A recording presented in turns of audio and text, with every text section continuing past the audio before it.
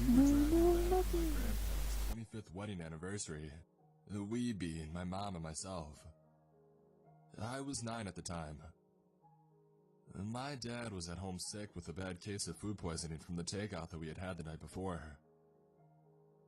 Mom had debated not going to the anniversary celebration, but he had insisted that we go, as it was her parents. And when we had left, he had been lying down in front of the TV, trash can at the ready. Mom was a bit nervous about the whole thing, and because Dad had always driven before. It wasn't that she was a bad driver, but she hated driving anywhere more than a half hour away, and the venue was an hour north of us. She was fine if she had directions to follow, but constantly second-guessed herself and could be a bit nerve-wracking to travel with. We had left at 5 and we were supposed to be home by 10. We had made it to the place fine, although it was starting to get dark when we had arrived. And by the time that we had finally left, after saying our goodbyes to everyone, it was pitch black and drizzling. And because we were far out in the countryside, there were a severe lack of main roads and far too many winding ones, spreading through the hills and trees like so many snakes. We had only been driving for about 15 minutes when I heard Mom swear and looked up from the pale light of my Game Boy.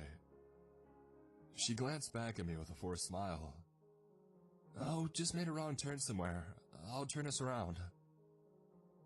We drove farther slower down the same road, which was lined with orchards and farms, and finally found a rocky drive to turn around in. But 10 minutes later, we seemed no less lost, and young as I was, I could sense her growing unease. It was just so dark and it was starting to work itself up into a storm outside, and we weren't anywhere familiar, or even near any place to pull in and ask for directions. Eventually my mom pulled over on the side of the road to call my aunt, but the call kept getting dropped, and we found ourselves on the road again. "I think we went past this when we were headed there," my mom finally said, sounding a bit hopeful, and turned us down another road. This one took us away from the farms and orchards and into a more wooded area, but the road was far less bumpy, and at least now there were mile marker signs. I squinted out of the window, an anxious kid to begin with. Her nerves just fed mine. But at least we seemed to be actually going somewhere now, as opposed to driving in circles. And then someone ran out in the middle of the road. Mom shrieked and slammed on the brakes, narrowly avoiding hitting them, while I tried to remember how to breathe in the back seat. In the washed-out headlights stood a girl, maybe a woman. She was screaming and crying, pounding the car for us to let her in. Mom rolled down the window a little. "Please," the girl whimpered. "Please, can you just give me a lift? It's my boyfriend. I had to run away. Please, I can't let him find me." It was hard to make out her face, but she sounded anywhere from her late teens to her early 20s. To her credit, my mom was wary. "Let me call the police. Please, just let me in. You don't have to drive anywhere." Her voice cracked in terror as she sniffled, hair plastered to her face from the rain and the wind. Mom hesitated and then leaned over and unlocked the passenger side door. The girl darted around the front of the car and scrambled in, closing the door behind you. "Thank you so much. Thank you." And then she pulled out a gun. Actually, I didn't even realize it was a gun at first.